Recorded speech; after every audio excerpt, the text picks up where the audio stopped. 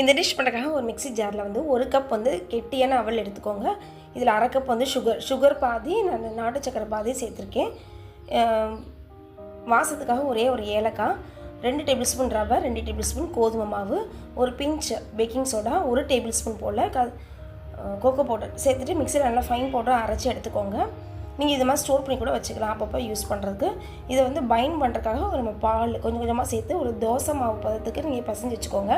ஒரு 1/2 மணி நேரம் ஊறட்டும். இது ஊறினதுக்கப்புறம் நல்லா திக்காக மாறிடும். மறுபடியும் கொஞ்சம் பால் அல்லது தண்ணி ஏதோ ஒன்று சேர்த்து நல்லா கொஞ்சம் ஊற்றுற அளவுக்கு லிக்விடாக மாற்றிக்கோங்க. குழிப்பணியார சட்டி அடுப்பில் வச்சுட்டு அதில் கொஞ்சமாக நம்ம குழந்தைய கொடுக்குறனால நெய் சேர்த்துக்கலாம், இல்லை எண்ணெய் கூட சேர்த்துக்கலாம். கொஞ்சம் கொஞ்சமாக ஒரு அரை இதுக்கு மட்டும் ஊற்றுனீங்கன்னா அது நல்லா ப்ளஃபியாக எலும்பி வந்துடும். 2 பக்கமும் பரட்டி விட்டு எடுத்துட்டிங்கன்னா ஈவினிங் ஸ்நாக்ஸ்க்கு அவ்வளோ டேஸ்ட்டாக இருக்கும். ப்ரௌனிக்கு இது டஃப் கொடுக்குற அளவுக்கு சூப்பராக இருக்கும். இந்த வீடியோ பிடிச்சா ஹோம் கிச்சனை சப்ஸ்கிரைப் பண்ணுங்கள், லைக் பண்ணுங்கள், ஷேர் பண்ணுங்கள்.